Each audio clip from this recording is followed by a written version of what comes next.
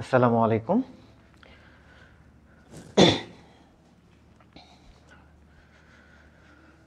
আসসালামু আলাইকুম সবাইকে প্রাইভেট স্টাডি জোনের পক্ষ থেকে স্বাগতম। তো আমার ভয়েস যদি ক্লিয়ার শোনা যায় একটু কমেন্ট করে জানাবেন। আমরা অল্প কিছুক্ষণের মধ্যে আমাদের ক্লাস শুরু করে দিব। আর সবাইকে অনেক অনেক অভিনন্দন আমাদের অনলাইন ফিজিক্স কোর্সের মধ্যে।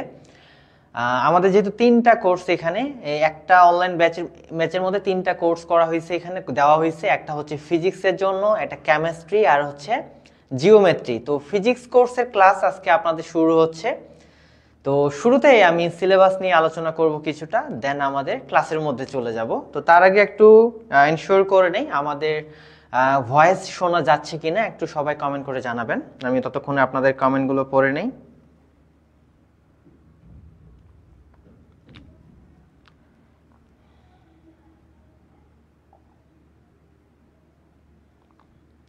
জি ভাইয়া, ক্লিয়ার, ওকে, ধন্যবাদ।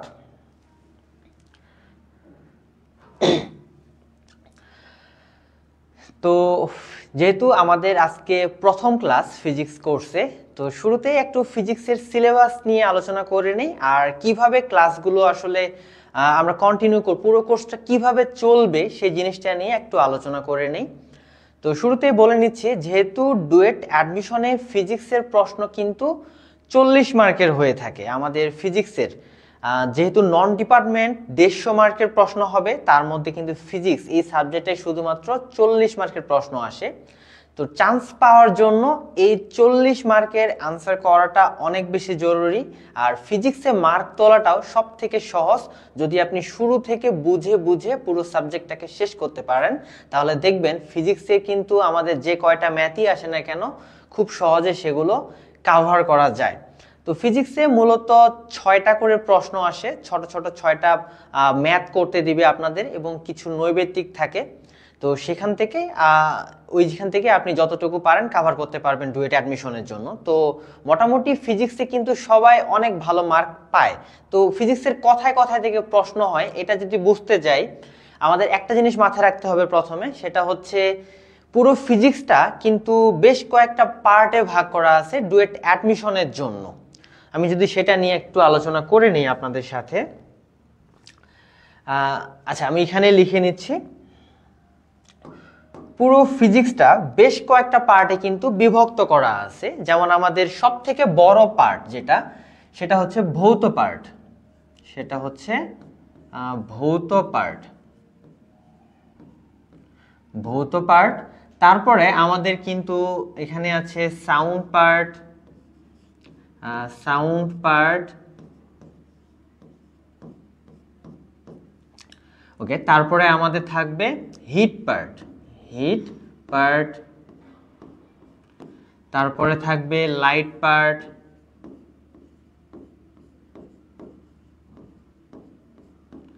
তারপরে আমাদের থাকবে অ্যাটমিক পার্ট। Atomic part.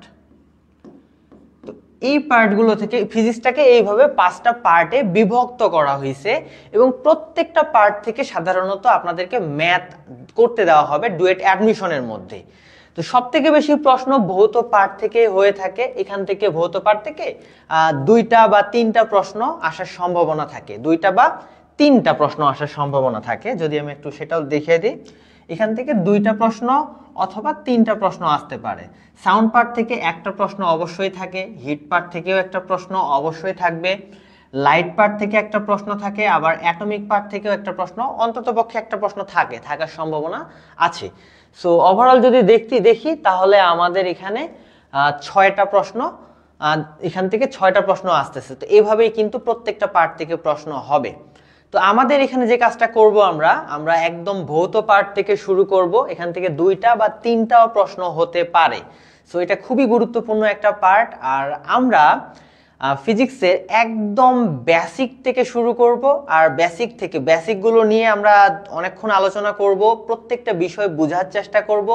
যখন আমাদের বেসিক একদম ক্লিয়ার হয়ে যাবে সেই অধ্যায়ের, তারপরে ওই অধ্যায়ে যে গুরুত্বপূর্ণ ম্যাথগুলো আছে, যে ম্যাথগুলো করলে ডুয়েট অ্যাডমিশনের জন্য আপনি পুরোপুরি প্রস্তুত হয়ে যাবেন অনেকটা বলা যায়, বা ডুয়েট অ্যাডমিশনের জন্য যে ম্যাথগুলো খুব বেশি ইম্পর্ট্যান্ট সেই ম্যাথগুলো আমরা সলভ করে দিব। এছাড়াও আপনারা যে কাজটা করতে পারবেন, এখানে অনেকগুলো প্র্যাকটিস ম্যাথ দেওয়া থাকবে, যে ম্যাথগুলো আপনারা নিজেরাও প্র্যাকটিস করতে পারেন এবং দেখবেন যে সেই ম্যাথগুলো কিন্তু খুব সহজেই সমাধান করতে পারবেন। তো যাই হোক, আমরা আর সময় নষ্ট করব না, আমরা ক্লাসের মধ্যে চলে যাব। তো আমার পরিচয়টা আমি একটু দিয়ে নেই। আমি হচ্ছি সাকিব হাসান, সিএসসি ডিপার্টমেন্টে পড়তেছি, 3rd ইয়ার, ঢাকা প্রকৌশল ও প্রযুক্তি বিশ্ববিদ্যালয় থেকেই। তো অনেকেই সংযুক্ত আছেন আপনারা। ওকে, অনেকেই সংযুক্ত আছে। তো আমরা শুরু করি তাহলে। যেহেতু আজকে প্রথম ক্লাস, তো আজকে সেই বিষয়গুলো নিয়ে আলোচনা করব যেগুলো পুরো ফিজিক্স কোর্সের জন্য আমাদের সবার প্রথমে জানাটা খুব জরুরি। আমাদের যেহেতু একটা ডুয়েট অ্যাডমিশন কোর্স শুরু করতেছি, আমাদের কিছু বেসিক বিষয় ক্লাসগুলো করার আগে জানা প্রয়োজন, জানা থাকতে হবে। তো সেই জিনিসগুলো কি কি সেগুলো নিয়ে যদি কথা বলি, একদম ফিজিক্সের মোস্টলি বেসিক যে বিষয়গুলো, ফিজিক্স 1 পার্টেও এগুলো আপনারা পড়ছেন পলিটেকনিকের মধ্যে। তো সেখান থেকে আমরা সবার প্রথমে কিন্তু আলোচনা করব রাশি নিয়ে। আমি বের করে রাখছি অলরেডি, রাশি নিয়ে আমি সবার প্রথমে কথা বলবো। আপনারা অবশ্যই এগুলা কিছুটা হলেও ধারণা থাকার কথা, বাট না থাকলেও কোনো টেনশন নাই, একদম জিরো থেকে হলেও কিন্তু আজকে প্রপারলি বুঝতে পারবেন ইনশাল্লাহ। তো রাশি কি জিনিস, এই শব্দটা সম্পর্কে একটু পরিচিত হই। তো এই ভৌত জগতে, মানে এই পৃথিবীতে যা কিছু পরিমাপ করা যায়, যেটাই পরিমাপ করা যায় সেটাকে আমরা আসলে বলি রাশি। যেটাই পরিমাপ করা যায়, আপনি ভর পরিমাপ করা যায়, ভর রাশি, সময় পরিমাপ করা যায়, সময় রাশি, এরকম ভাবে আপনি কাজ পরিমাপ করতে পারেন, কাজ একটা রাশি। এক কথায় যা কিছু পরিমাপ করা যায় এই সব কিছুকে বলা হচ্ছে রাশি। তো এই রাশিকে বিজ্ঞানীরা দুইটা ভাগে ভাগ করছে। একটা তো রাশি বুঝলাম, যা কিছু পরিমাপ করা যায়, এই রাশিকে দুইটা ভাগে ভাগ করছে। ফার্স্ট একটা হচ্ছে মৌলিক রাশি, আর একটা হচ্ছে যৌগিক রাশি। তো এই মৌলিক রাশি আর যৌগিক রাশি জিনিসটা কি, এবার সেটা একটু বোঝার চেষ্টা করেন। এগুলো কিন্তু আমাদের জানা থাকা প্রয়োজন দেখে আমরা জানতেছি। আমরা কিন্তু মেইন ক্লাসের মধ্যে একটু পরে ঢুকবো, যেটা আমাদের আজকের অধ্যায় রৈখিক গতি, সেখানে কিন্তু আমরা একটু পরে এন্টার করব, আগে একটু জেনে নেই। তো মৌলিক রাশি কোনগুলো, যেই রাশিগুলোকে আমি যদি বইয়ের মতো করে বলি, যেই রাশিগুলোকে ভাঙলে অন্য কোনো রাশি পাওয়া যায় না, যে রাশিগুলো স্বাধীন, সেই রাশিগুলোকে বলা হয় মৌলিক রাশি। আর যৌগিক রাশি হচ্ছে যেই রাশিগুলো অন্য কোনো রাশির উপর নির্ভরশীল, যে রাশিকে ভাঙলে আর অনেকগুলো রাশি পাওয়া যেতে পারে, অন্যান্য মৌলিক রাশিগুলো পাওয়া যেতে পারে, সেই রাশিগুলোকে বলা হয় যৌগিক রাশি। তাহলে এই দুইটা রাশি বুঝতে হবে, একটা হচ্ছে মৌলিক রাশি, যেটাকে ভাঙলে আর অন্য কোনো রাশি পাওয়া যায় না। সো রাশির কনসেপ্টে আসলে যে জিনিসটা নিয়ে বলতে হচ্ছে, তাহলে রাশি আমাদের দুই প্রকার। আমি একটু লিখলে হয়তো একটু ভালোভাবে ক্লিয়ার হবে। প্রথমত হচ্ছে আমাদের মৌলিক রাশি, মৌলিক রাশি একদম বেসিক কথাবার্তা, আবারও বলে দিচ্ছি এগুলো। আর দ্বিতীয়ত হচ্ছে আমাদের যৌগিক রাশি বা লব্ধি রাশি বলা হয় এটাকে, যৌগিক রাশি, যৌগিক রাশি।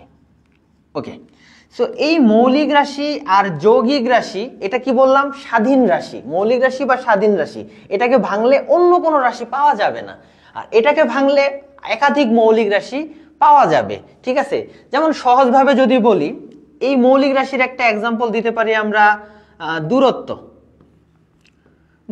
দূরত্বের একক কি জানি আমরা, জানি তো মিটার, তাই না? সো দূরত্ব হচ্ছে একটা মৌলিক রাশি, এটাকে ভাঙলে অন্য কোনো কিছু পাওয়া যাবে না। কিন্তু যদি বেগের কথায় আসি, বেগ হচ্ছে একটা যৌগিক রাশি। কেন যৌগিক রাশি? কারণ এই বেগকে যদি কখনো ভাঙানো হয়, তাহলে আমরা দেখব যে আমাদের দূরত্ব পাওয়া যাবে, আর দূরত্ব ডিভাইডেড বাই সময়। সো দূরত্ব আর সময় দুইটা জিনিস পাওয়া যাচ্ছে। সো একটা রাশিকে ভাঙায় দুইটা মৌলিক রাশি পেলাম। তো এই ধরনের রাশিগুলোকে বলা হয় আমাদের যৌগিক রাশি। আর যে রাশিকে ভাঙানো যাবে না, অন্য কোনো রাশি পাওয়া যাবে না ভাঙালেও, সেগুলো হচ্ছে মৌলিক রাশি। এগুলো বেসিক কনসেপ্ট, এই ধারণাটুকু আমাদের থাকা লাগবে, ঠিক আছে? সো এখন কথা হচ্ছে কতগুলো মৌলিক রাশি আছে যেগুলোকে ভাঙলে অন্য কোনো রাশি পাওয়া যাবে না। সো এটা যদি, এই প্রশ্নটা যদি নিজেদের মধ্যে আসে, তাহলে আমরা এই স্লাইডটা একটু দেখে নিই। এখানে যদি একটু আমরা খেয়াল করি, আমাদের মৌলিক রাশি হচ্ছে 7টা। 7টা মৌলিক রাশি কি কি? একটা হচ্ছে দৈর্ঘ্য, ভর, সময়, তড়িৎ প্রবাহ, তাপমাত্রা, পদার্থের পরিমাণ, আলোক তীব্রতা। এই 7 ধরনের মৌলিক রাশি এক্সিস্ট করে। তো এই 7 ধরনের মৌলিক রাশি আপনাকে একদম ভালোভাবে মাথার মধ্যে ঢুকিয়ে রাখতে হবে, কারণ আমরা পরবর্তীতে যাই করি না কেন এই মৌলিক রাশিগুলো আমাদের মাথায় রেখে দিতে হবে, না হলে কিন্তু অনেক জায়গাতে বুঝতে অসুবিধা হবে। সো এই 7টা মৌলিক রাশি একদম মুখস্থ করে আপনাদেরকে রাখতে হবে, এগুলো জানা থাকার বিষয়। এবং এখানে কোনটার একক কি, কোনটার মাত্রা কি, এই জিনিসটাও আমাদেরকে মাথায় রাখতে হবে। যেমন দৈর্ঘ্য, দৈর্ঘ্যের একক হচ্ছে মিটার, আমরা জানি, এটা জানি। ভরের একক কি? কেজি বা কিলোগ্রাম। সময়ের একক সেকেন্ড। তড়িৎ প্রবাহের একক হচ্ছে অ্যাম্পিয়ার। তাপমাত্রার একক ক্যালভিন। পদার্থের পরিমাণের জন্য আমরা মোল ব্যবহার করি, আর আলোক তীব্রতার জন্য ক্যান্ডেলা। সো এই যে এককগুলো, কোনটা মৌলিক রাশির একক কোনটা, এটাও মাথায় থাকা লাগবে, মাস্ট বি। এবং আরেকটা বিষয় হচ্ছে মাত্রা। মাত্রা কেন মাথায় রাখবো? একটা রাশি যে মৌলিক রাশি নাকি যৌগিক রাশি সেটা চেনার সব থেকে বড় উপায় হচ্ছে এই মাত্রা। কিভাবে? কারণ এখানে প্রত্যেকটার জন্য একটা করে লেটার ইউজ করা হয়েছে। যদি খেয়াল করি আমরা, দৈর্ঘ্যের একক, দৈর্ঘ্যের মাত্রা কি দেওয়া হয়েছে? এল। ভরের মাত্রা কি? এম।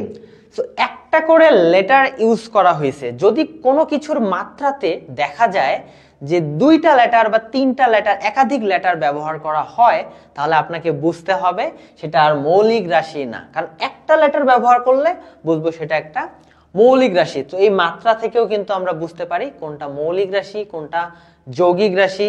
সো এগুলোর এক্সাম্পল আমরা সামনে আরো দেখব। এগুলো হচ্ছে আমাদের শুধু কি কি জানা থাকা লাগবে পূর্বে থেকে, ফিজিক্স শুরু করার আগে আমি কিন্তু সেই জিনিসগুলো নিয়ে আলোচনা করতেছি, ঠিক আছে?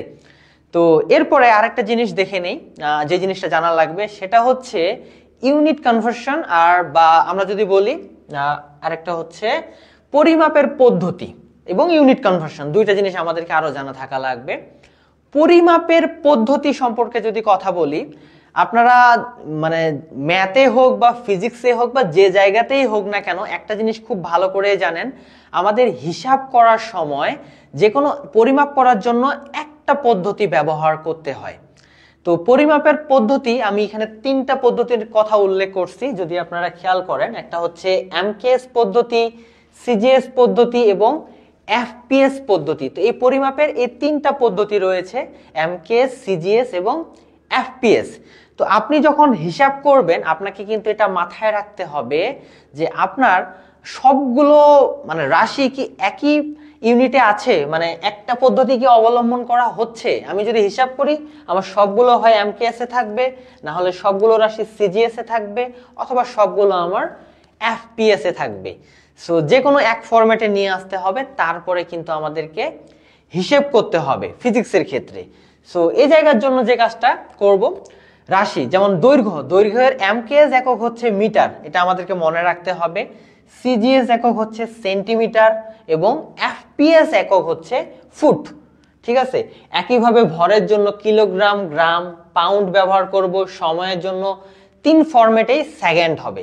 সময় পরিমাপের ক্ষেত্রে 3 ফরম্যাটে আমরা শুধুমাত্র সেকেন্ড দিয়েই হিসেব করব। ক্ষেত্রফলের জন্য বর্গ মিটার, বর্গ সেন্টিমিটার, বর্গ ফুট। একইভাবে আমাদের আয়তনের জন্য ঘন মিটার, ঘন সেন্টিমিটার, ঘন ফুট, ইটিসি, এই জিনিসগুলো। সো এগুলো আপনারা নিজেরাই সুন্দরভাবে একটু জেনে রাখতে পারেন। আমি জাস্ট এগুলো আলোচনা করলাম যে আমাদের এই ফিজিক্স কোর্সটা শুরু হওয়ার আগে কোন কোন বেসিক বিষয়গুলো আমাদের জানা থাকা লাগবে সেই জিনিসগুলো উপস্থাপন করার জন্য। এটা কিন্তু আমাদের আজকের অধ্যায়ের কোনো পার্ট না, আবারও বলতেছি। এবং আরেকটা জিনিস আপনারা জেনে রাখবেন, ইউনিট কনভার্সন।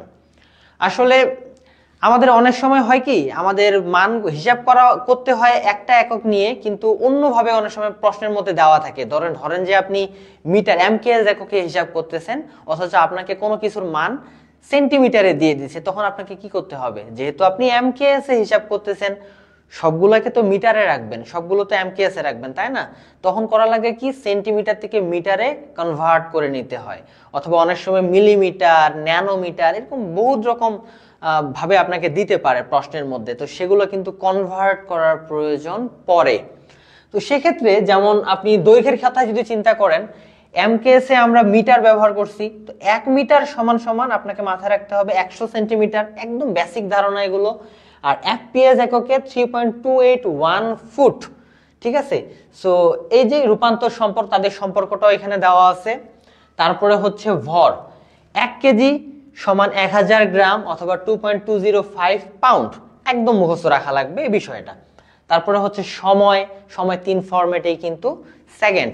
তো এই 3টা মৌলিক রাশির কনভার্সেশন আমি শুধু এখানে লিখে রাখছি, এরকম আরো অনেক কনভার্সেশন আছে যেগুলো আপনাদেরকে একটু কি করতে হবে, গুগল থেকেও আপনি চাইলে দেখে নিতে পারেন, বিভিন্ন জায়গা থেকেও দেখে নিতে পারেন। বাট এই যে আলোচনাগুলো আমি করলাম, এই কনসেপ্টগুলো একদম ভালোভাবে মাথায় রাখতে হবে এই কোর্সটা ভালোভাবে বোঝার জন্য, পুরো কোর্সটা। তো এই জিনিসগুলো আপনারা অবশ্যই মাথায় রাখবেন, একদম বেসিক বেসিক বিষয়। দেন এখন আমরা আমাদের ক্লাসের মধ্যে এন্টার করতে পারি। সো এতক্ষণ যা আলোচনা করলাম সেগুলো হচ্ছে এই কোর্সে ভালো করার জন্য কোন জিনিসগুলো আমাদেরকে জেনে রাখা উচিত সেগুলো উপস্থাপন করার জন্য। তো আমি আপনাদের কমেন্টগুলো একটু পড়ে নেই। ওকে,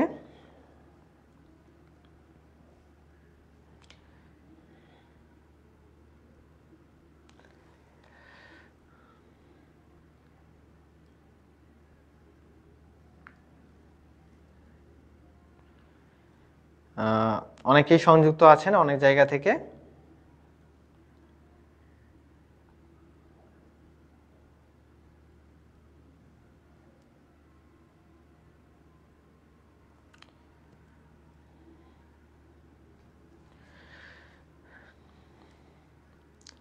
ওকে, তাহলে আমরা এখন যে কাজটা করব সেটা হচ্ছে আমাদের প্রথম যে অধ্যায়ের রৈখিক গতি, এই অধ্যায়টা আমরা শুরু করে দিব। এখন আমরা ওভারভিউ নিয়ে ফেলছি যে কি কি জানা থাকা লাগবে আমাদের ফিজিক্স কোর্স শুরু হওয়ার আগে। তো সেই জিনিসগুলো নিয়ে একটু আলোচনা করলাম, বাট এগুলো আমাদের অধ্যায়ের বিষয় না, এগুলো জানা থাকলে ভালো, ঠিক আছে, বুঝতে সুবিধা হবে। এখন আমরা শুরু করি আমাদের কোর্সের ক্লাস, ঠিক আছে? তো আমরা যেহেতু রৈখিক গতি পড়ব, রৈখিক গতি আমাদের অধ্যায়ের নাম বা লিনিয়ার মোশন, ঠিক আছে? তো এই অধ্যায়ে আমাদের প্রথম 3টা থিওরিটিক্যাল বিষয় আমাদেরকে একটু জানা থাকা লাগবে। একটা হচ্ছে প্রসঙ্গ কাঠামো, গতি, স্থিতি। এই 3টা জিনিস কি? অবশ্যই এগুলো ক্লাস 9-10-এও আমরা পড়ছিলাম, আবার ডিপ্লোমাতেও এই জিনিসগুলো ছিল। আপনারা যদি পড়ে থাকেন তাহলে অবশ্যই মনে আছে। প্রসঙ্গ কাঠামো জিনিসটা কি? প্রসঙ্গ কাঠামো, যখন কোনো বস্তুকে কেন্দ্র করে অন্য কোনো বস্তুর গতি স্থিতি মাপা হয়, তখন সেটাকে বলা হয় প্রসঙ্গ কাঠামো। কথার কথা, আপনি দৌড়াচ্ছেন, তার মানে কি আপনি এখন গতিশীল। তো আপনি যে গতিশীল কার সাপেক্ষে? কোনো একটা বস্তুর সাপেক্ষে। একটা আপনি ধরেন যে আপনার বাসার গেট থেকে দৌড় দিলেন, তো বাসার গেটের সাপেক্ষে কিন্তু আপনি আপনার দূরত্বটা বাড়তেছে, তাই না? বাসার গেটের সাপেক্ষে আপনি গতিশীল। তো এই বাসার গেটটাকে তখন বলা হবে প্রসঙ্গ কাঠামো। এক কথায়, যে বস্তুটার সাপেক্ষে অন্য কোনো বস্তুর গতি বা স্থিতি পরিমাপ করা হয়, ওই বস্তুটাকে বলা হয় আপনার প্রসঙ্গ কাঠামো, যার সাপেক্ষে আমরা গতি স্থিতি নির্ণয় করব। তো তারপরে আরেকটা কথা হচ্ছে কি, গতি। গতি কি? কোনো প্রসঙ্গ কাঠামোর সাপেক্ষে কোনো বস্তুর যদি অবস্থার পরিবর্তন হয়, মানে আমি একটা জায়গায় আসি এবং আমার এই বোর্ডটার সাপেক্ষে যদি আমি একদিকে চলে যাই, তাহলে কি আমার অবস্থার পরিবর্তন হচ্ছে না? এই বোর্ডটার সাপেক্ষে অবস্থানের যে পরিবর্তনটা হবে, এটাকে বলা হচ্ছে তখন কি, গতি। আবার প্রসঙ্গ কাঠামোর সাপেক্ষে কোনো বস্তুর অবস্থান যদি পরিবর্তন না হয়, আমার এই বোর্ডটা এখানে আছে, আমিও এখানে দাঁড়ায় আছি, আমার অবস্থান পরিবর্তন হচ্ছে না এই বোর্ডের সাপেক্ষে, তাহলে এই অবস্থাটাকে বলা হয় স্থিতি। এগুলো আমরা সবাই মোটামুটি জানি, জানার কথা, এগুলো একদম বেসিক বিষয়। শুধুমাত্র বোঝার সাপেক্ষে প্রসঙ্গ কাঠামো কি, গতি কি, স্থিতি কি, এগুলো আপনাদের তাহলে মাথায় থাকার কথা। তো এখন একটা বিষয় এখানে, এই গতি বা স্থিতি এগুলো আবার দুই ধরনের হতে পারে।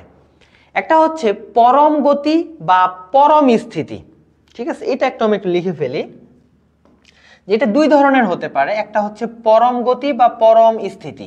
পরম জিনিসটা দ্বারা কি বোঝাচ্ছি আর আপেক্ষিক জিনিসটা দ্বারা কি বোঝাচ্ছি সেটা। তো একটা দাঁড়াবে আমাদের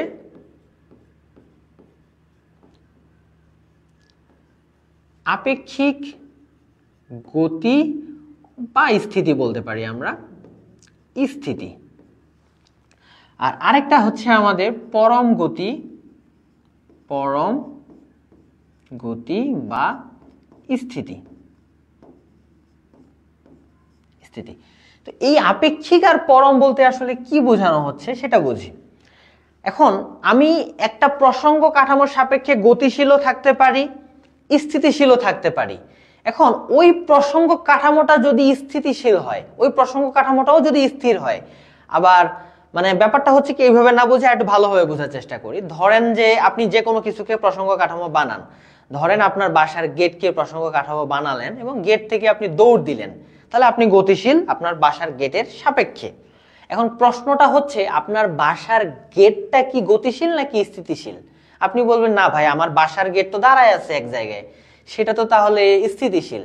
তো এই যে এখানেই পয়েন্ট, আপনি কিভাবে বুঝলেন সেটা স্থিতিশীল? সেটা স্থিতিশীল বোঝার জন্য বা গতিশীল বোঝার জন্য আপনাকে অন্য কোনো কিছুকে প্রসঙ্গ কাঠামো বানাতে হবে, দেন তার সাথে তুলনা করে দেখতে হবে যে সেটা কি আসলেই স্থিতিশীল কিনা। তো আপনি যদি খেয়াল করেন যে আপনার গেটটা আপনার বারান্দার সাপেক্ষে দেখবেন যে স্থিতিশীল, ঠিক আছে, দাঁড়ায় আছে, কিন্তু এই সূর্যের সাপেক্ষে কি আপনার বাসার গেটটা স্থিতিশীল? না, কারণ এই পৃথিবীটা প্রতিনিয়ত সূর্যকে কেন্দ্র করে ঘুরতেছে। তো সূর্যের সাপেক্ষে যেহেতু পৃথিবীটা ঘুরতেছে, তাহলে পৃথিবীর কোনো কিছুই তো আসলে সেইভাবে স্থিতিশীল না। যদি সূর্যের সাপেক্ষে চিন্তা করি, সূর্যকে যদি আমরা প্রসঙ্গ কাঠামো বানাই, তো এখানেই হচ্ছে বিষয়টা যে কোনো প্রসঙ্গ কাঠামো যদি আসলেই স্থিতিশীল হয়, অ্যাকচুয়ালি স্থিতিশীল হয়, তাহলে তার সাপেক্ষে যে গতি বা স্থিতি হবে সেটাকে আমরা বলতে পারবো পরম গতি বা স্থিতি। ঠিক আছে, যদি প্রসঙ্গ কাঠামোটা আসলেই স্থিতিশীল হয়। কিন্তু এই পৃথিবীতে আসলেই কি কোনো জিনিস স্থিতিশীল? পৃথিবীতে বলতে আমরা পৃথিবীর কোনো কিছুকেই আমরা আসলে স্থিতিশীল বলতে পারবো না, কারণ সূর্যের সাপেক্ষে পুরো পৃথিবীটাই ঘুরতেছে। এই দুনিয়াতে আসলে কোনো স্থিতিশীল বস্তু আছে কিনা আমার জানা নেই, কারণ এমন কোনো বস্তু পাওয়া যায়নি যেটা আসলেই স্থিতিশীল। প্রত্যেকটা বস্তুই কাউকে না কাউকে কেন্দ্র করে ঠিকই কিন্তু ঘুরতেছে। সো এই জিনিসটা তারপরে আমাদের জেনে রাখতে হবে এখন যে পরম গতি বা স্থিতি বলতে একটা পয়েন্টকে বোঝানো হচ্ছে যে প্রসঙ্গ কাঠামো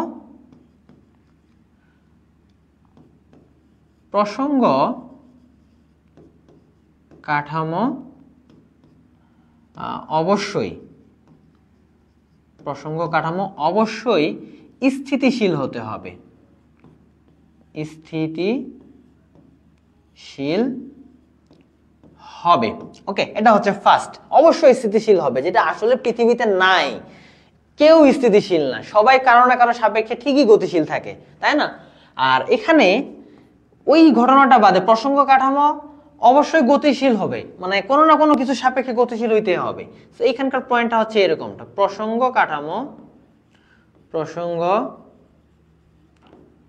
কাঠামো যদি গতিশীল থাকে, যদি, যেটা আসলে সব ক্ষেত্রেই হয়, যদি গতিশীল থাকে।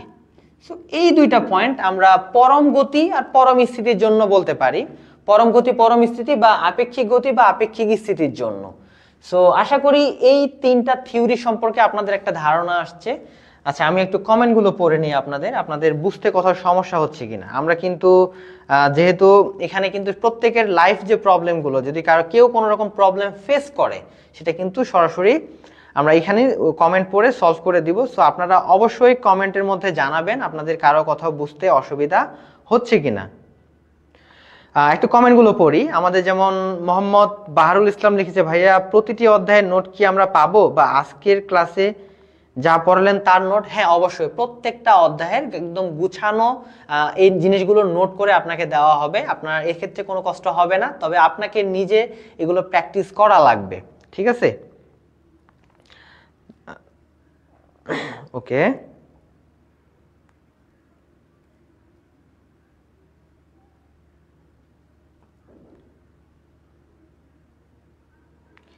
তারপরে লিখেছে ভাইয়া আমি 5 সেমিস্টারে আছি, আমি ডিপ্লোমা ইন ফিজিক্স 1-2 ভালোভাবে পড়ছি। হ্যাঁ, অবশ্যই ভালোভাবে পড়ুন। প্রিপারেশন এটা এখন ডুয়েট অ্যাডমিশনে অনেক গুরুত্বপূর্ণ বিষয়, কারণ এখন যারা ডুয়েট অ্যাডমিশনে আসে অনেকেই কিন্তু আগে থেকে প্রিপারেশন নেওয়া শুরু করে দেয়। আর এটা যেহেতু একটা কম্পিটিটিভ এক্সাম, আসলে ডুয়েট অ্যাডমিশনের জন্য আপনার নিজেকে সেইভাবে যদি প্রিপেয়ার করতে চান তাহলে আগে থেকে প্রস্তুতি নেওয়াটা অনেক বেশি জরুরি। যদি নিয়ে আসতে পারেন আপনি অ্যাডমিশনে আসার পর অনেক বেশি সুবিধা ভোগ করতে পারবেন। ঠিক আছে, আপনি 100% না পারেন, অন্তত পক্ষে 20 থেকে 30% হলেও কিন্তু প্রিপারেশন নিয়ে আসতে পারেন, ধারণা রাখতে পারেন। সো এই কোর্সটা কিন্তু আপনাকে এই সুবিধাটা দিবে, আপনার পুরো সিলেবাস সম্পর্কে একটা ভালো ধারণা কিন্তু আপনাকে এই কোর্সের মাধ্যমে দেওয়া হবে, এবং এই কোর্সে কোন জিনিসগুলো পড়তে হবে। আর আপনি যদি পুরো কোর্সটা একদম মনোযোগের সাথে করতে পারেন তাহলে ফিজিক্স আশা করি আপনার একদম ক্লিয়ার হয়ে যাবে, যদি আপনি সেভাবে করতে পারেন, সময়টাকে কাজে লাগাতে পারেন।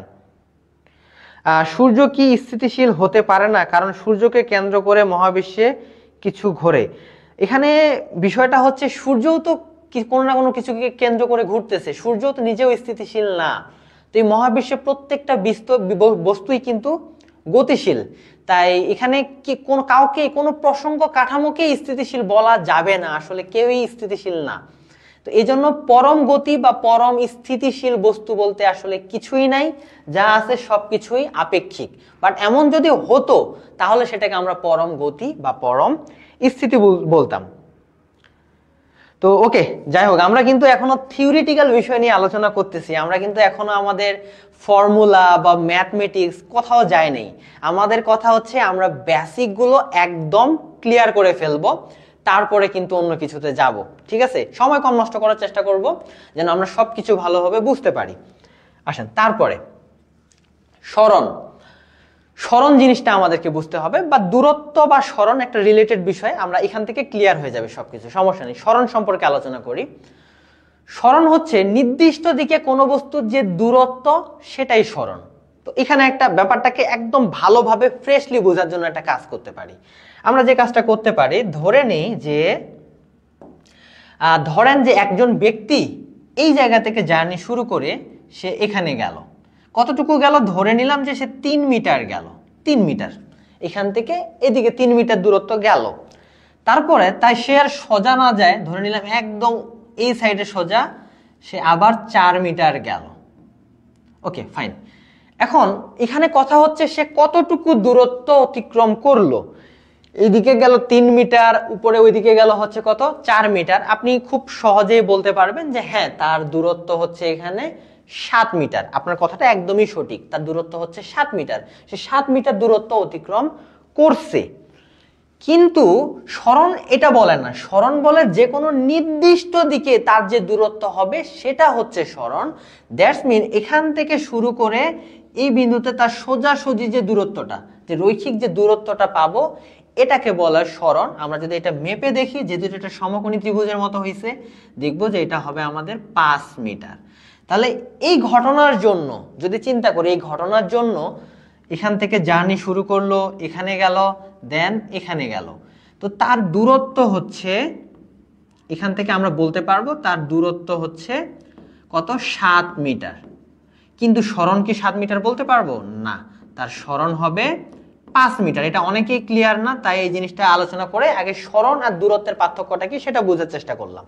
তাহলে স্মরণ কি, কোনো নির্দিষ্ট দিকে সোজাসুজি কোনো নির্দিষ্ট দিকে কোনো বস্তু যে দূরত্ব অতিক্রম করে সেটাই হচ্ছে স্মরণ।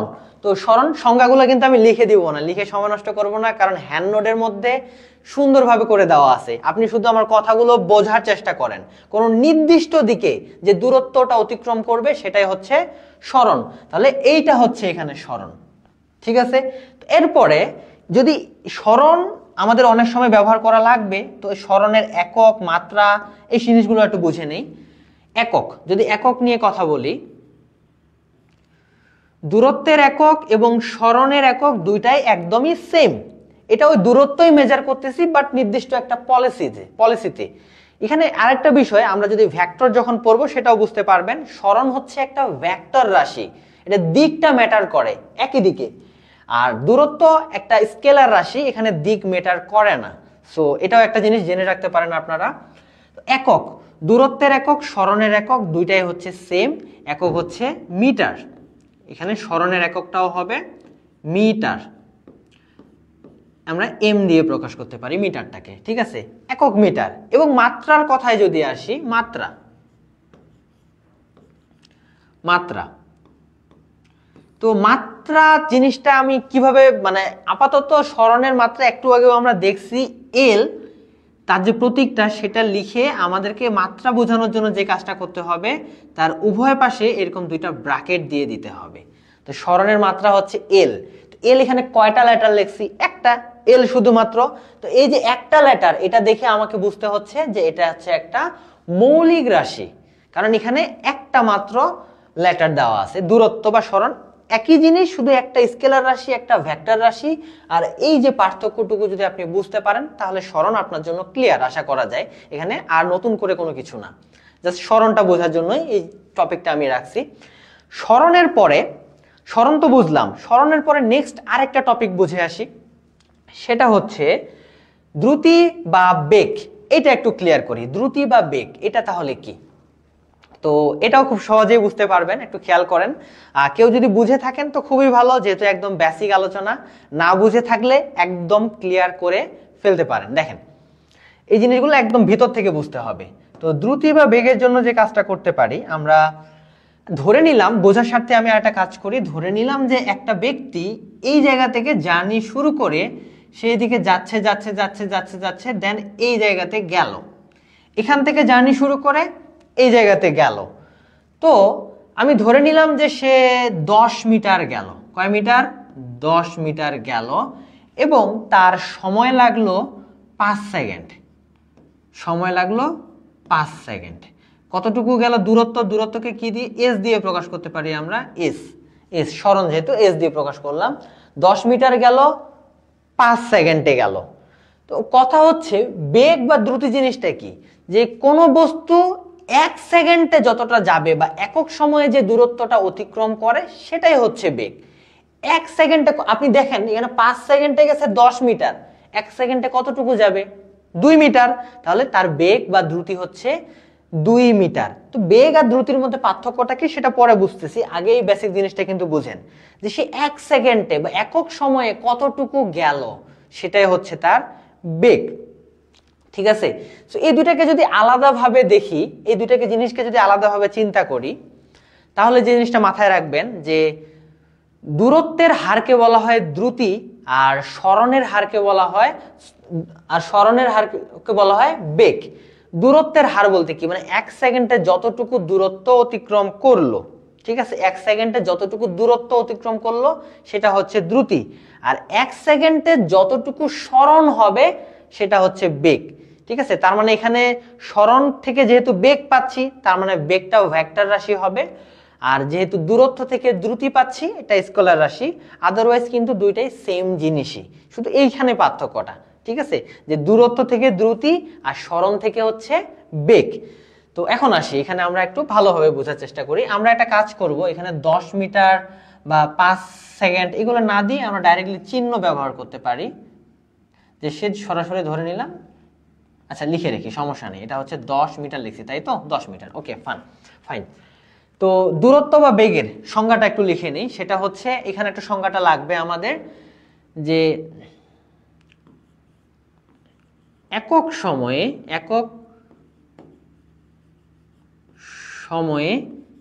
যে স্মরণ হয় তাই কি? তাই হচ্ছে বেগ। একক সময়ে যে স্মরণ হবে সেটাই হচ্ছে বেগ। তো এখন এই ঘটনার জন্য যদি আপনি দেখেন টি সময়ে কতটুকু স্মরণ হয়েছে, এস পরিমাণ, আপনি লিখতে পারেন যে টি সময়ে ওই ঘটনাটার জন্যই টি সময়ে স্মরণ হয় কতটুকু, এস, তাই না? বা লিখতে পারেন যে 5 সেকেন্ড সময়ে স্মরণ হয় কত, 10 মিটার। আপনি যদি এভাবে লিখতে চান তাতে কোনো সমস্যা নেই, আমি লিখে দিই। টি এর পরিবর্তে আপনি 5 লিখতে পারেন। 5 সেকেন্ড সময়ে স্মরণ হয় কি লিখতে পারেন, 10 মিটার। ওকে, তাহলে একক সময়ে কতটুকু স্মরণ হয় হিসাব করি তো। তাহলে 1 সেকেন্ড বা একক সময়ে সরণ হয়, আপনি কিভাবে বের করবেন? 2, 10 থেকে 5 ভাগ করে দিলে তো 2 বের হয়ে যাচ্ছে, যেটা আমাদের বেগ হওয়ার কথা। তো এই কাজটা যদি আমরা করি, এখানে উপরে এস অর্থাৎ 10, নিচে হচ্ছে সময়। এখান থেকে কি বুঝলাম? যে দূরত্ব থেকে সময় ভাগ করে দিলে আমাদের একক সময়ের সরণটা পাওয়া যাচ্ছে, আর এটাকেই কিন্তু বলা হয় বেগ।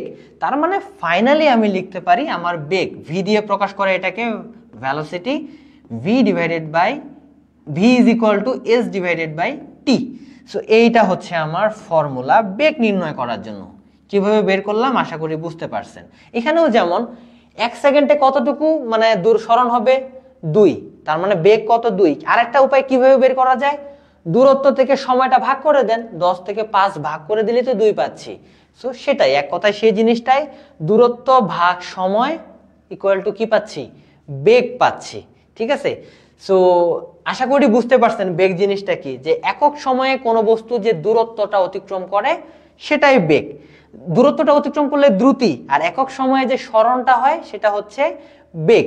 তো নর্মালি মানে ফিজিক্সের ক্ষেত্রে দ্রুতি আর বেগ একইভাবে ইউজ করে, একই কথা ইউজ করা হয় দুইটাকে, একটার সাথে ব্যবহার করা হয়, বাট এটার মধ্যে একটা সামান্য পার্থক্য আছে, যে দূরত্ব থেকে দ্রুতি হয় আর সরণ থেকে হয় বেগ, কারণ একটা স্কেলার রাশি একটা ভেক্টর রাশি। অ্যাকচুয়ালি ওই জিনিসটা মাথায় রাখতে পারলে খুবই ভালো। ঠিক আছে, এখন আসি, আমরা বেগ জিনিস তো বুঝতে পারছি, তাহলে আসেন এবার তাহলে বেগের একক বের করে দেখি, বেগের মাত্রা বের করে দেখি। কিভাবে বের করে সেটাও বুঝিয়ে নিই, যেন আপনারা নিজেরাও সেটা করতে পারেন। তো আসেন সেটা কিভাবে করা যায় একটু খেয়াল করি। বেগের একক বের করতে চাচ্ছেন, তাই তো? আসেন বেগের একক, বেগের একক লাগবে আমাদেরকে। কিভাবে বুঝবো যে বেগের একক কোনটা? তো বেগ সমান সমান কি কি হয়? দূরত্ব ভাগ সময়। তাহলে বেগের একক অবশ্যই হইতে হবে উপরে দূরত্বের একক, দূরত্বের একক, আর নিচে হবে আমাদের সময়ের একক, সময়ের একক। আশা করি বুঝতে পারছি। বেগ সমান যেহেতু দূরত্ব ভাগ সময়, তাহলে বেগের একক মানে দূরত্বের একক ভাগ সময়ের একক। সো এখন আসেন, এখন ইজিলি বলতে পারবেন তাহলে দূরত্বের একক কত? দূরত্বের একক হচ্ছে মিটার, আমরা জানি মিটার বা এম দিয়ে প্রকাশ করা হয় যেটাকে। আর সময়ের একক কি? সেকেন্ড বা এস দিয়ে প্রকাশ করা হয়। তাহলে বেগের একক কি? মিটার ভাগ সেকেন্ড। এটা কি লিখতে পারি এভাবে? মিটার ভাগ সেকেন্ড, মিটার পার সেকেন্ড বলা হয় এটাকে, মিটার পার সেকেন্ড। ঠিক আছে, আর যদি আপনি প্রতীকের মতো করে লিখতে চান তাহলে লিখতে পারেন মিটার ভাগ সেকেন্ড। এটাকে অনেকে আবার এভাবেও লিখে মিটার পার সেকেন্ড। এটা দ্বারা বোঝাচ্ছে এমটা উপরে আর এসটা হচ্ছে নিচে আছে, একই কথা। ঠিক আছে, এভাবেও লেখা সম্ভব, এভাবেও লেখা সম্ভব। এটা কি? বেগের একক। বের করার পলিসিটা তো বুঝতে পারছি, জাস্ট আমাদের ফর্মুলাটার দিকে মাথায় রাখি। বেগ ইজ ইকুয়াল টু দূরত্ব ভাগ সময়। সো সেই কাজটাই করছি, দূরত্বের একক ভাগ সময়ের একক। তাহলে কি পাবো? বেগের একক। আশা করি বুঝতে পারছেন বেগের একক কিভাবে বের করতে হয়। এরপরে বেগের একক তো বের করতে পারলাম, তাহলে বেগের মাত্রাটা কিভাবে বের করা যাবে, এবং তারপরে ডিসিশন নিব এটা যৌগিক রাশি নাকি মৌলিক রাশি। আসেন তাহলে আমরা যদি এখানে কাজটা করে ফেলি, কি করব? বেগের মাত্রা, বেগের মাত্রা, বেগের মাত্রা তাহলে কি হওয়া উচিত? আপনি নরমালি চিন্তা করেন, যেহেতু বেগ ইজ ইকুয়াল টু দূরত্ব ভাগ সময়, তাহলে বেগের মাত্রা হচ্ছে দূরত্বের মাত্রা ভাগ সময়ের মাত্রা। খুবই সিম্পল জিনিস কিন্তু। তাহলে বেগের মাত্রা এটা ইজ ইকুয়াল টু কি লেখা যাবে? উপরে হবে দূরত্বের মাত্রা, উপরে হবে দূরত্বের মাত্রা, নিচে হবে সময়ের মাত্রা, রাইট? তো দূরত্বের মাত্রাটা যদি আমি উপরে লিখি, দূরত্বের মাত্রা কি আমাদের জানি না, এটা হচ্ছে এল, অবশ্যই ব্র্যাকেটের মধ্যে লিখতে হবে। আর সময়ের মাত্রা কি? টি। শুরুতেই কিন্তু এগুলো একটু আলোচনা করে নিছি আমি। তো উপরে এল, নিচে টি, অথবা এটাকে দুই পাশে দুইটা আলাদা আলাদা ব্র্যাকেট না দিয়ে আমি একবারই করে ফেলতে পারি এভাবে, যে একটা ব্র্যাকেটের মধ্যে উপরে এল রাখবো, নিচে টি কে রাখবো। এটা হচ্ছে আমাদের বেগের মাত্রা। তো এই জিনিসটাকে অনেকে মডিফাই করে এভাবে লিখে যে এল টি ইনভার্স। এল টি ইনভার্স অর্থাৎ টিটা নিচে আছে আর এলটা উপরে আছে, এটাই বোঝাচ্ছে, এবং ব্র্যাকেটের মধ্যে আমরা এভাবে দিতে পারি। এটা হচ্ছে আমাদের বেগের মাত্রা। সো ডুয়েট অ্যাডমিশনে এই বিষয়গুলো থেকে কিন্তু নৈবেত্তিক কমন পাওয়ার সম্ভাবনা থাকে, যে বেগের মাত্রা কি, এমন প্রশ্ন দিতেই পারে নৈবেত্তিকের জন্য। এগুলো থেকে মানে একদম ম্যাথ দিবে না, এগুলোতে ম্যাথ আসার কোনো জায়গায় নেই, বাট এই বেসিকগুলো ম্যাথ পারতে গেলে থাকা লাগবে, এবং নৈবেত্তিকের জন্য কিন্তু এগুলো অনেক বেশি ইম্পর্টেন্ট। সো আশা করি এটুকু বুঝতে পারছেন। এখানে যদি কারো কোনো প্রশ্ন থাকে আমি 1 মিনিট সময় দিচ্ছি, আপনারা কমেন্ট করে জানাতে পারেন যে আপনার আমার কথা বুঝতে কোনো সমস্যা হচ্ছে কিনা। ঠিক আছে, এটা অবশ্যই ক্লিয়ার করবেন, এবং যে কোনো সমস্যা হলে সেটা বলবেন, আমি সেই জিনিসটা রিকভার করে বোঝানোর চেষ্টা করব, অ্যান্ড প্রত্যেকে যেন ভালোভাবে বুঝতে পারেন। আমরা কিন্তু একদম বেসিক ইজি ইজি বিষয়গুলো নিয়ে আলোচনা করতেছি, সো এগুলোতে বোঝার কোনো প্রবলেম থাকা যাবে না। একদম ক্লিয়ার কিনা সবাই একটা কমেন্ট করে জানাবেন।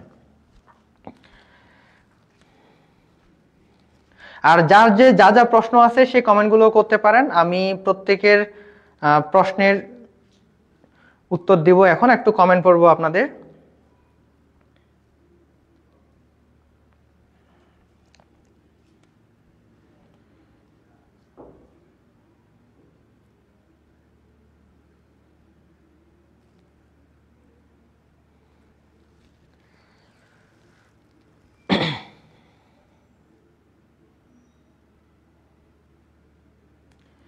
ওকে ওকে, আমি তাহলে সবার কমেন্টগুলো পড়া শুরু করে দিই। রুহুল হোসেন লিখেছে CSC duet admission and job preparation department course কবে আসবে, সেটা আপনাদের কিছুদিন পরে অ্যানাউন্স করে দেওয়া হবে। এই মাসেই সম্ভবত এই কোর্সটা নিয়ে আসার চিন্তা ভাবনা করা হচ্ছে। তো সম্ভবত কোর্সটা ফ্রিও চলে আসতে পারে, এটা নিয়ে আলোচনা করা হচ্ছে, সামনেই আপনারা জানতে পারবেন আসলে এই বিষয়টা। ঠিক আছে, তারপরে হচ্ছে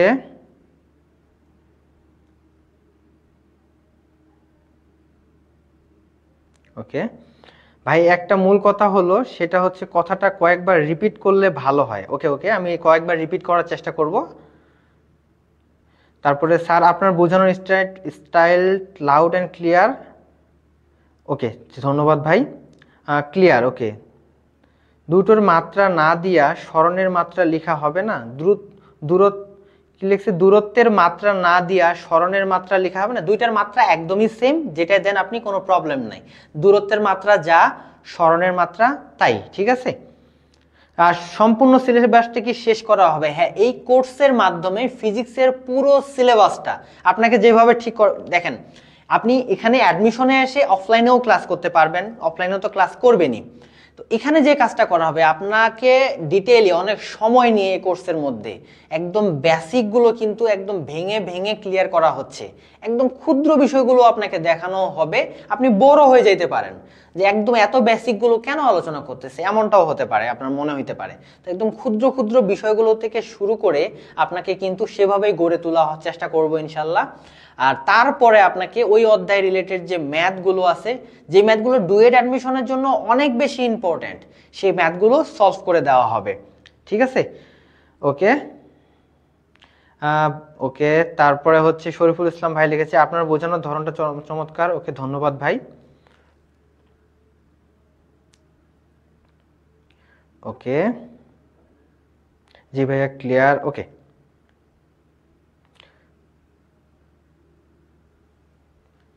ভাইয়া, সব বুঝতে পারছি। ওকে, আর তাহলে সময় নষ্ট না করে আমরা পরের টপিকটা বুঝি। তাহলে আমাদের স্মরণ আর দূরত্ব, এই দুইটা জিনিস কি বা পার্থক্যটা কোথায় সেটা বোঝা হয়ে গেছে। কোনটার একক কি, কোনটার মাত্রা কি বুঝতে পারছি। নেক্সট কি দেখলাম, দ্রুতি ও বেগ, খুবই সহজ জিনিস, এটাও আশা করি বুঝতে পারছি। একক সময়ে যে দূরত্ব হয় দ্রুতি, আর একক সময়ে যে স্মরণ হয় সেটাকে বলি আমরা বেগ, তাই না? দুইটার মাত্রা সেম, দ্রুতি আর বেগ বলি, দুইটার মাত্রা সেম, দুইটার একক আমাদের সেম। এরপরে একটা জিনিস দেখব, সেটা হচ্ছে বেগের প্রকারভেদ। বেগ তো বুঝলাম যে একক সময়ে যে স্মরণটা হয় বা স্মরণের যে হার, সেটা হচ্ছে বেগ। এই বেগ কত ধরনের হইতে পারে এটা একটু ধারণা নিই আমরা। তো বেগের প্রকারভেদ নিয়ে যদি আলোচনা করি, আমি এখানে বড় করে লিখে দিচ্ছি বেগ। বেগকে আমরা দুইটা ভাগে ভাগ করতে পারি, আমরা চাইলে বেগকে দুইটা ভাগে ভাগ করতে পারি। একটা হচ্ছে সমবেগ, একটা হচ্ছে সমবেগ, আরেকটা হচ্ছে অসমবেগ, আরেকটা হচ্ছে অসমবেগ। তো এই সমবেগ আমরা একটু আগে যে ফর্মুলাটা দেখলাম, ফর্মুলাটা কি ছিল? v is equal to S divided by T. তো এই ফর্মুলাটা কিন্তু সমবেগেরই ফর্মুলা, ঠিক আছে? এই ফর্মুলাটা সমবেগেরই ফর্মুলা। তো সমবেগের ক্ষেত্রে বুঝলাম। আর অসমবেগের, এই অসমবেগকে আবার দুইটা ক্যাটাগরিতে ভাগ করা হয়েছে। একটা হচ্ছে ত্বরণ আর আরেকটা হচ্ছে মন্দন। এগুলো নিয়ে আমরা একটু পরেই জানবো, ত্বরণ আর মন্দন। এই ত্বরণকে আবার দুইটা ভাগে ভাগ করা হয়েছে, কিন্তু এই ত্বরণটাকেও আবার দুইটা ভাগে ভাগ করা হয়েছে। একটা হচ্ছে সুষম ত্বরণ, একটা হচ্ছে সুষম ত্বরণ, আর একটা হচ্ছে অসম ত্বরণ, অসম ত্বরণ। মন্দনকেও আবার দুইটা ভাগে ভাগ করা হয়েছে। একটা হচ্ছে সুষম মন্দন, একটা হচ্ছে সুষম মন্দন, আরেকটা হচ্ছে অসম মন্দন। অনেকগুলো জিনিস, তাই না? আমাদের এই বেগকে ভাঙায় আমরা বেশ কয়েকটা জিনিস পাইলাম: সমবেগ, অসমবেগ, ত্বরণ, মন্দন, সুষম ত্বরণ, অসম ত্বরণ, সুষম মন্দন, অসম মন্দন। তো এই জিনিসগুলো আমাদের একটু জানতে হবে, কোনটা কি, কোন জিনিসটাকে অ্যাকচুয়ালি বোঝাচ্ছে, এগুলো ক্লিয়ার থাকা লাগবে। আর আরেকটা মজার বিষয় কি, এই যে বিষয়গুলো আলোচনা করতেছি শুধুমাত্র যে এই অধ্যায়ের জন্য লাগবে এমনটা কিন্তু না, পুরো ফিজিক্সে কিন্তু এই জিনিসগুলোর ব্যবহার হবেই। সো ফার্স্ট ক্লাসটা অবশ্যই মনোযোগ দিয়ে ভালোভাবে করেন, প্রত্যেকটা জিনিস একটু বোঝার চেষ্টা করেন, ঠিক আছে? তো সমবেগ, অসমবেগ সবকিছুতেই যাচ্ছি আমরা। এরপরে তাহলে সবার প্রথমে যেটা জানবো, সমবেগ। যেটা বললাম যে এই পাশে আমাদের একটা টাইপ ছিল সমবেগ। সমবেগ কি? সমবেগ হচ্ছে যে একটা বস্তু যদি সমান সময় সবসময় সমান দূরত্বই অতিক্রম করে, মানে বেগ বাড়বেও না, বেগটা কমবেও না, তখন সেটাকে আমরা বলতে পারি সমবেগ। যেমন একটা ঘটনা যদি নর্মালি বলি, যে ধরে নিলাম এখান থেকে একজন ব্যক্তি মোটরসাইকেল নিয়ে জার্নি শুরু করছে। এই মুহূর্তে কোনো সেকেন্ডই হয়নি, বলতে পারি যে 0 সেকেন্ড, এবং দূরত্ব হচ্ছে 0 মিটার, সে দাঁড়ায় আছে। বা আচ্ছা, এইভাবে করলে হবে না, সমবেগ না, আমরা সমবেগটা এইভাবে দেখি যে চলন্ত কোনো মুহূর্তে, ধরেন একটা বাইক চলতেছে রানিং, তো প্রথম সেকেন্ডে এই জায়গাতে আমরা দেখতেছি তার বেগ হচ্ছে 5 মিটার পার সেকেন্ড। আরেকটু পরে যখন দ্বিতীয় সেকেন্ড হইল, দ্বিতীয় সেকেন্ড যখন হয়ে গেল, তখনও আমি দেখতেছি তার বেগ হচ্ছে 5 মিটার পার সেকেন্ড। দ্বিতীয় সেকেন্ডও তার সেই বেগই। আবার কিছুক্ষণ পরে মানে তৃতীয় সেকেন্ডে যায় আমরা বেগটা মেজার করলাম, তখনও দেখতেছি তার বেগ একই আছে, 5 মিটার পার সেকেন্ড। তো এখানে কি দেখা যাচ্ছে, যে আমি যখনই পরিমাপ করি না কেন তার বেগ কিন্তু বাড়েও নাই কমেও নাই। তো এই ধরনের ক্ষেত্রে আমরা বলতে পারি যে এটা হচ্ছে সমবেগ। এই ঘটনার জন্য বলতে পারবো সমবেগ, মানে বেগটা বাড়বেও না কমবেও না, ঠিক আছে? এই জিনিসটা মাথায় রাখি। তো এরপরে এই যে সমবেগের জন্য আমরা বললাম কি, আমাদের কোন সূত্রটা অ্যাপ্লাই করা হবে, যে v is equal to S divided by T. এটা আমরা সমবেগের ক্ষেত্রে ইউজ করব। বা অনেকে করে কি, এস ইজ ইকুয়াল টু ভিটি লিখে, এস ইজ ইকুয়াল টু ভিটি, মানে এস ইকুয়াল টি টাইপ পাশে চলে আসে কি হয়, ভিটি। সো যেটাই ইউজ করেন না কেন একই কথা। তো এটা হচ্ছে সমবেগের ফর্মুলা। তো সমবেগ কনসেপ্টটা যখনই আসবে আমরা চোখ বন্ধ করে এই ফর্মুলাটা ইউজ করব। আর আরেক কিছু বিষয় আমাদেরকে মাথায় রাখতে পারি, যেমন শব্দ। আমরা যে কথা বলি, আমার আওয়াজটা যে যাচ্ছে, এই শব্দটা কি বেগে যায়? এই শব্দটা কিন্তু সমবেগে যায়। শব্দের বেগ হচ্ছে সমবেগ। সো এই জিনিসগুলো আপনারা মাথায় রাখতে পারেন। আমরা দেখব সামনে এরকম অনেক ঘটনা দেখব। তো সমবেগে, এটা সমবেগের একক মাত্রা, সাধারণভাবে বেগের একক মাত্রা যেটা হয় সেটাই, এখানে নতুন কোনো কিছু নাই, ঠিক আছে? তো সমবেগের পরে আরেকটু ধারণা রাখতে পারি ত্বরণ নিয়ে। এবার ত্বরণ জিনিসটা কি? সমবেগ তো বুঝলাম, এখন আসেন ত্বরণ। আশা করি সবার বুঝতে সমস্যা হচ্ছে না। আসলে অনেকগুলো বিস্তৃতি থিওরি নিয়ে আলোচনা করতেছি আজকে, কোনো ম্যাথ করতেছি না। থিওরি ক্লাসগুলো হয় কি, একটু বোরিং লাগে অনেকের, যে থিওরি অনেক কিছু খালি জানতে হয়, লজিক্যাল মানে সেরকম ভাবে কিছু পাওয়া যায় না। ম্যাথ নাই কোনো, অনেকের কাছে বোরিং লাগতে পারে, বাট থিওরিগুলো না জানলে আমরা তো সামনে ভালো করতে পারবো না, বুঝতে পারবো না, তাই না? তো থিওরিগুলো একটু কষ্ট করে, আজকের ক্লাসটা হয়তো বা কষ্ট হইতে পারে যেহেতু থিওরিটিক্যাল বিষয় বেশি, বোরিংও লাগতে পারে, বাট সামনে ইনশাল্লাহ সবার অনেক ভালো লাগবে। ঠিক আছে, আসি ত্বরণ জিনিসটা কি একটু বোঝার চেষ্টা করি।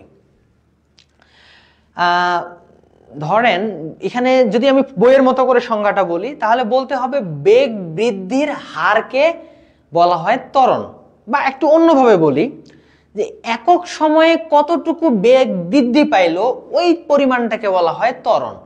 1 সেকেন্ডে কতটুকু বেগ বাড়লো এই জিনিসটাকে মেজার করার জন্য একটা ওয়ে আছে। ওয়েটা কি রকম, যে আমি ধরে নিলাম, যাদের বুঝতে সমস্যা হচ্ছে একটু মনোযোগ দিয়ে দেখেন, ইজিলি বুঝতে পারবেন। ধরেন যে আপনি এখানে আছেন এই জায়গাতে, এখানে আপনার একটা আদিবেগ আছে, থাকতেই পারে। আদিবেগটা কত হইতে পারে যে আপনি আদিবেগ 0 আদিবেগ আছেন, মানে কোনো বেগই নেই, আপনি এখানে দাঁড়ায় আছেন। তারপর একটা দৌড় দিলেন, আপনি এখানে দাঁড়ায় আছেন, আপনার আদিবেগ 0। যেহেতু দাঁড়ায় আছেন, আপনার তো আদিবেগ বলতে শুরুতে কোনো বেগই নেই, এজন্য আমি 0 দিলাম, ইউ দ্বারা বোঝাচ্ছি আদিবেগ। তারপরে দৌড় দিলেন, এই জায়গাতে চলে গেলেন, এবং এই জায়গাতে যায় দেখা গেল যে আপনার একটা শেষ বেগ, মানে ওই অবস্থায় আপনার বেগ যেটা সেটা হচ্ছে 12 মিটার পার সেকেন্ড। একক কি মিটার পার সেকেন্ড, দেখলাম না আমরা, সেটা লিখছি 12 মিটার পার সেকেন্ড। তো এখন এই জায়গা থেকে এই জায়গাতে যাইতে সময় লাগলো ধরে নিলাম হচ্ছে 2 সেকেন্ড মাত্র। আপনি 2 সেকেন্ড এখান থেকে দৌড় দিয়ে ওইখানে চলে গেলেন, প্রথমে বেগ ছিল না, ওই 2 সেকেন্ড পরে আপনার বেগ দেখলাম 12 মিটার পার সেকেন্ড। ওকে, তো এখানে ত্বরণের সংজ্ঞা কি বলে, বেগ বৃদ্ধির হারকে ত্বরণ বলে। লিখে ফেলে একটু, একক সময়ে যে পরিমাণ বেগ বৃদ্ধি পায়, এইভাবে লিখলেও সম্ভব। একক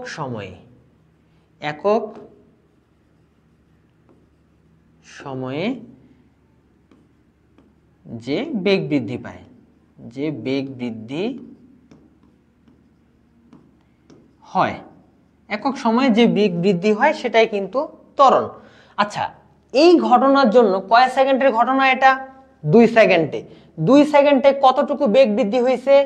12 মিটার পার সেকেন্ড, কারণ 0 থেকে শুরু হয়েছে। আপনি চাইলে অন্য কিছু দিয়েও শুরু করতে পারেন, কিন্তু যে শুরুতে আদিবেগ ছিল 2 মিটার পার সেকেন্ড, এটাও হতে পারে 2 মিটার পার সেকেন্ড, শেষে হইলো 12 মিটার পার সেকেন্ড। তাহলে বেগ কতটুকু বাড়লো, বেগ বৃদ্ধি পেলো কতটুকু?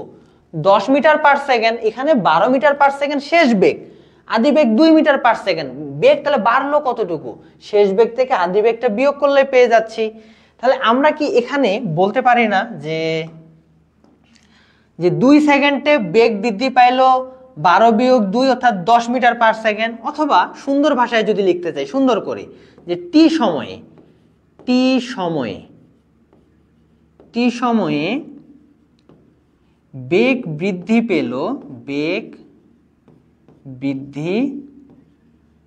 পেল কতটুকু? বেগ বৃদ্ধি পেল ভি মাইনাস ইউ দিয়ে, যেটা পাবো আমরা, মানে শেষ বেগ থেকে আদি বেগটা যদি বিয়োগ করি তাহলে কিন্তু কতটুকু বেগ বৃদ্ধি পেল সেটা বের হয়ে যাচ্ছে, এবং সেটা কত সময়ে? টি সময়ে। তাহলে একক সময়ে বা 1 সেকেন্ড সময়ে বেগ বৃদ্ধি পেল কতটুকু? কিভাবে বের করব? যে আগে যে বেগ বৃদ্ধিটা পেল সেটা থেকে আমি একক সময় যেহেতু বলছি, টিটার নিচে চলে যাবে, তাই না? এটা আচ্ছা, একক সময়ে যে বেগ বৃদ্ধি পেল এটাকেই তো বলা হয় ত্বরণ। ত্বরণের সংজ্ঞা তো তাই বলে যে একক সময়ে যে বেগ বৃদ্ধি পায় সেটাই হচ্ছে ত্বরণ। তাহলে আমরা ফাইনালি বলতেই পারি যে আমাদের ত্বরণ এ ইজ ইকুয়াল টু, ত্বরণকে এ দ্বারা প্রকাশ করা হয়। ঠিক আছে, এগুলো প্রতীকগুলো জেনে রাখি। আদিবেগকে ইউ, শেষ বেগকে ভি, সময়কে টি, ত্বরণকে আমরা প্রকাশ করতেছি কি? এ দ্বারা। এ ইজ ইকুয়াল টু লেখা যাবে কি? V minus U divided by T. So এটা আমাদের একটা ফর্মুলা আমরা পেয়ে গেলাম, এটা হচ্ছে ত্বরণ বের করার ফর্মুলা। তাহলে ত্বরণ এ ইজ ইকুয়াল টু শেষ বেগ বিয়োগ আদিবেগ ডিভাইডেড বাই সময়। ওকে, এক কথায় উপরে বেগ আর নিচে কি হচ্ছে? সময়। বেগ থেকে সময়কে ভাগ করলে আমরা ত্বরণ পাচ্ছি। বেগ থেকে সময়কে ভাগ করলে কি পাচ্ছি? ত্বরণ। তাহলে ত্বরণ আশা করি ক্লিয়ার। বেগ বৃদ্ধির হারকে ত্বরণ বলে। বেগ বৃদ্ধির হার মানে কি? একক সময়ে যে বেগ বৃদ্ধি পায় সেটাই হচ্ছে ত্বরণ। টি সময়ে বেগটা বৃদ্ধি পাইছে কত, 12 - 2 অর্থাৎ ভি মাইনাস ইউ। তাহলে এক সেকেন্ডে বেগ বৃদ্ধি পাইছে V minus B U divided by T, এটাই হচ্ছে আমাদের ত্বরণ। ওকে, এরপরে আসেন। তো ত্বরণ যেহেতু বুঝলাম, ত্বরণ থেকে আমি এটুকু সিদ্ধান্ত নিতে পারতেছি ত্বরণ মানে হচ্ছে বেগ ভাগ সময়। তাহলে ত্বরণের একক বের করে ফেলি এবার। এই কাজগুলো নিজেদেরকে শিখতে হবে, ঠিক আছে, যে কিভাবে একটা জিনিসের একক বের করা যায়, মাত্রা বের করা যায়। তো আসেন, ত্বরণের একক, ত্বরণের একক, ত্বরণের একক তাহলে কি হবে? উপরে হচ্ছে আমাদের যেহেতু দুইটাই বেগ, শেষ বেগ বিয়োগ আদি বেগ, বাট বেগ তো নাকি, তাহলে উপরে আমাদেরকে লিখতে হবে বেগের একক। ত্বরণের একক মানে উপরে বেগের একক, আর নিচে হচ্ছে কি সময় আছে, তাহলে সময়ের একক, সময়ের একক। ওকে, আশা করি বুঝতে পারছেন। তো এখন যদি বেগের এককটা উপরে লিখি, বেগের একক কি দেখছিলাম আমরা? মিটার পার সেকেন্ড, তাই না? একটু আগে কিন্তু শিখছিলাম। আপনি যদি না শিখে থাকেন তাহলে বেগের এককটা আবার ভাঙাইতে পারেন, ভাঙায় বের করে নিয়ে আসতে পারেন। যদি সেভাবে করি, অনেকে যেহেতু ফার্স্ট টাইম করতেছি করে ফেলি, সমস্যা নেই। বেগের একক, আপনি বেগের একক বের করতে গেলে আবার কি করবেন? দূরত্বের একক ভাগ সময়ের একক।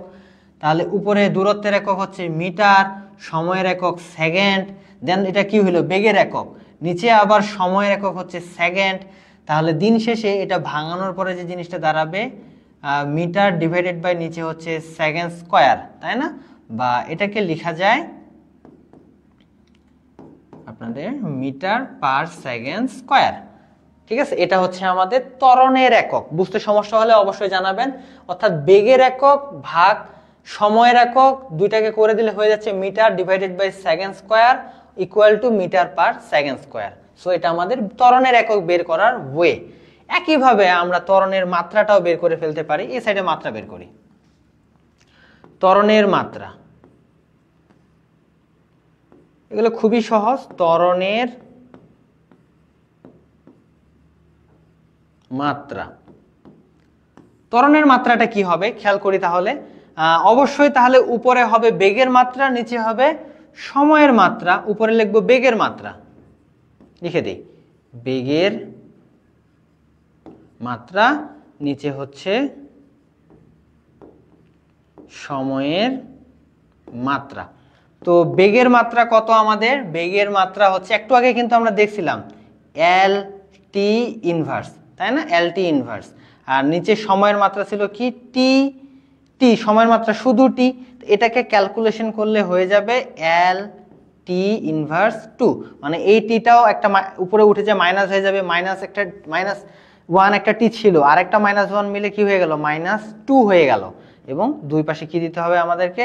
ব্র্যাকেট দিতে হবে। তাহলে ত্বরণের মাত্রা কি? এল টি ইনভার্স 2। আর ত্বরণের একক কি? Metre per second square. So আশা করি বুঝতে পারছেন। কারো যদি কোনো সমস্যা হয় ত্বরণ বুঝতে, অবশ্যই কমেন্ট করে জানাবেন। আমি কমেন্ট পড়ে সেই জায়গাটা আবার ক্লিয়ার করব প্রয়োজন হলে। দেবরাজ ভাই, আপনি কি ডুয়েটে পড়েন? জি, আমি ডুয়েটে কম্পিউটার সায়েন্সে 3rd ইয়ারে পড়তেছি এখন। ইংরেজি কোর্স কবে আসবে সেটা এখন বলা যাচ্ছে না, সেটা আপনারা আসলে অবশ্যই জানবেন। ওকে,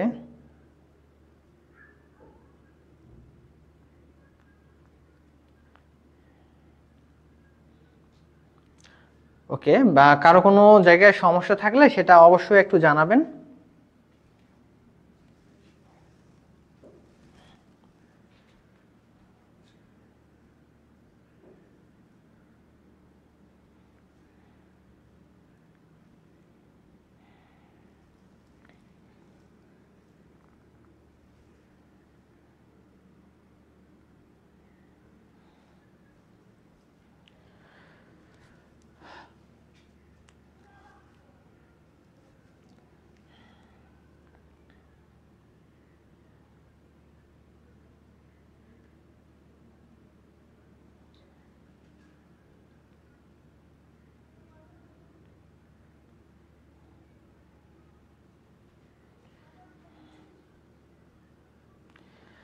মাহিন শিমলা লিখেছে, আপনাদেরকে অসংখ্য ধন্যবাদ এমন একটা উদ্যোগ গ্রহণ করার জন্য, কারণ অনেকেরই ফিনান্সিয়াল প্রবলেমের কারণে পেইড কোর্সটাতে জয়েন করতে পারে না। আশা করি আপনাদের ফ্রি ক্লাসগুলো এমন স্টুডেন্টদের ডুয়েট জার্নিটাকে অনেক দূর এগিয়ে নিবে। আর আজকে আপনার প্রথম ক্লাস করে অনেক ভালো লাগছে, বোঝানোর ধরন অন্যরকম। ধন্যবাদ মাহিন শিমলা আপুকে। সিসি থার্ডে, ওকে ঠিক আছে, ওকে সব বুঝতে পারছি। ওকে, অসংখ্য ধন্যবাদ বুঝতে পারার জন্য। তো যদি কোনো সমস্যা থাকে অবশ্যই কমেন্ট করে জানাবেন, আমরা সেই জায়গাগুলো দরকার বারবার রিপিট করব বা অন্য কোনো পদ্ধতিতে আপনাকে বোঝানোর চেষ্টা করব। মূল কথা হচ্ছে আজকে বেসিক বিষয়গুলো আলোচনা হচ্ছে, আর বেসিক বিষয় আপনাকে জানতে হবে, কারণ ম্যাথ আপনাকে পেঁচায় দেখ, ঘুরায় দেখ, বানায় দেখ, আপনাকে যেভাবে দেখ না কেন, আপনি ম্যাথের প্রতি পুরা কনফিডেন্ট থাকবেন। ডুয়েট অ্যাডমিশনে আপনি যদি এভাবে প্রত্যেকটা সাবজেক্ট, নন ডিপার্টমেন্টের তো physics, chemistry, math and English, এই 4টা সাবজেক্ট, আপনি যদি সেভাবে সময় দিয়ে কনফিডেন্ট হয়ে যেতে পারেন যে না আমি ফিজিক্সের জয়টা ম্যাথই দেখ আমি পারবই, যেখান থেকে দেখ না কেন আমি পারবই, আমার মিস হবে না, সেই কনফিডেন্টের সাথে যদি আপনি ভালোভাবে পড়তে পারেন, বেসিক যদি আপনার স্ট্রং থাকে, আপনি ম্যাথ যদি সেভাবে গুছান, কেমিস্ট্রি যদি সেভাবে গুছান, আপনার চান্স তাহলে তো মিস হওয়ার কোনো কথাই নেই। একমাত্র আল্লাহ ছাড়া মনে হয় না আপনার চান্স কেউ আটকাইতে পারবে তখন, কারণ আপনি সেভাবে যদি প্রিপারেশন নেন। কিন্তু এই কাজটা কিন্তু সবাই করে না।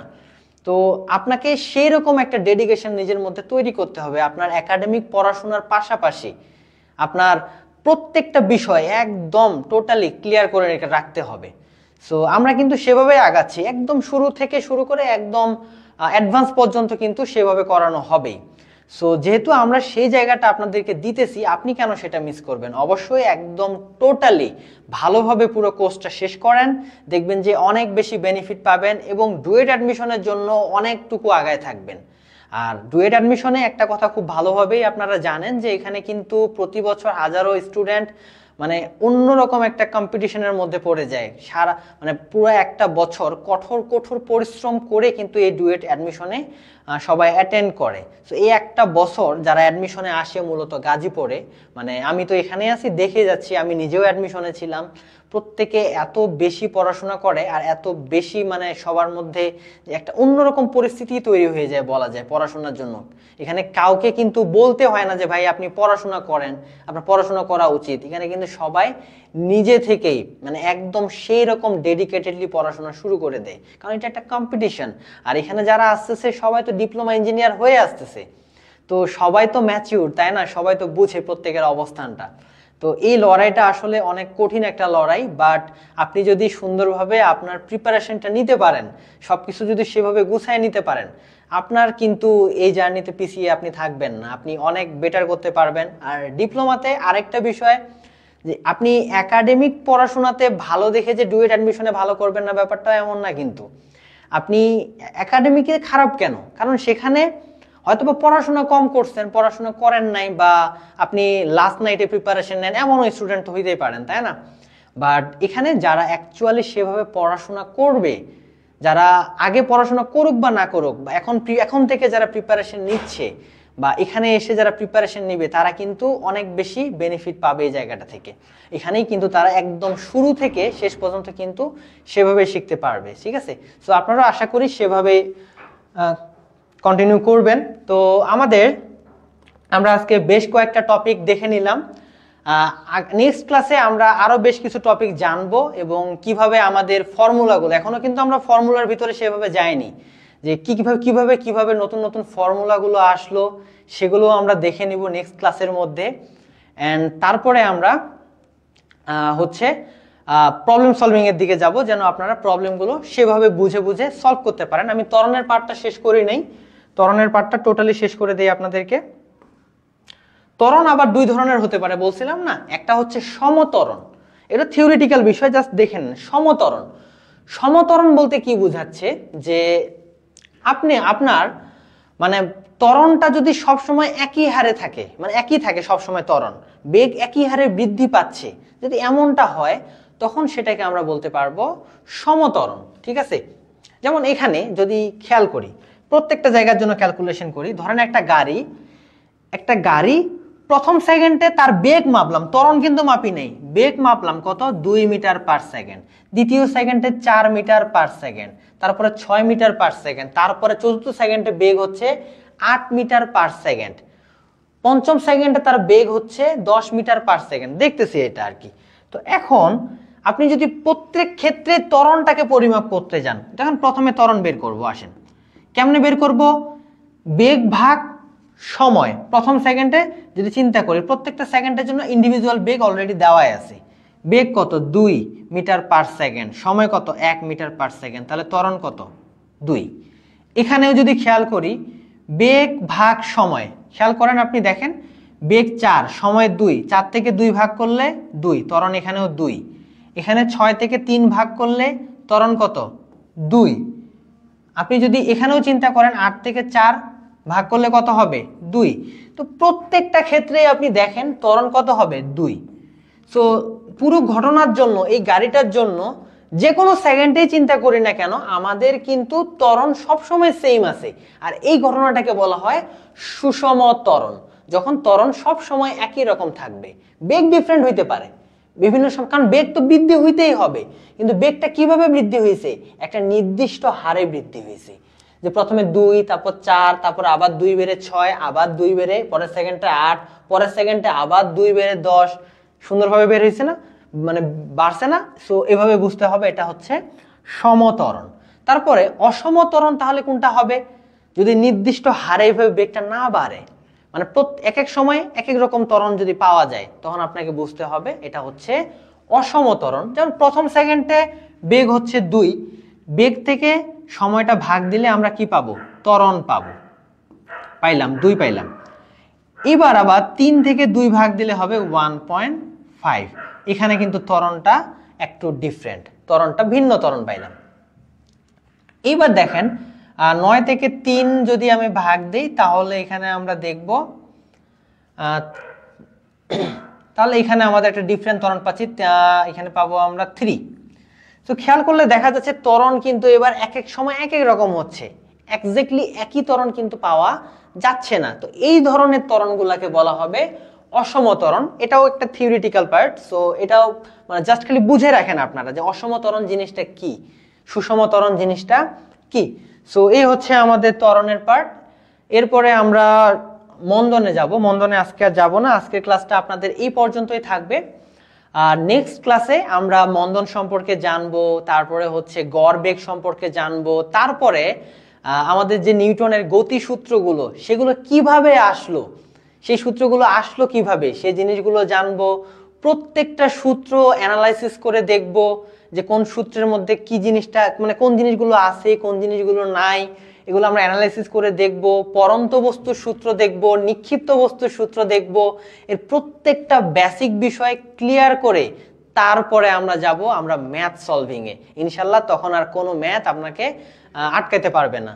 তো সবাই ভালো থাকবেন, আজকের ক্লাসটা এ পর্যন্তই। আর থিওরি ক্লাস যেহেতু, বোর্ড না হয়ে প্রত্যেকটা বিষয় অনেক ভালোভাবে গুছিয়ে নিন। আর হ্যান্ড নোট তো আপনাদেরকে দেওয়া হবে, তো সেই নোট অনুসারে আপনারা চাইলে নিজেরাও নোট করে আরো সুন্দর করে গুছায় রাখতে পারেন নিজেদের কাছে।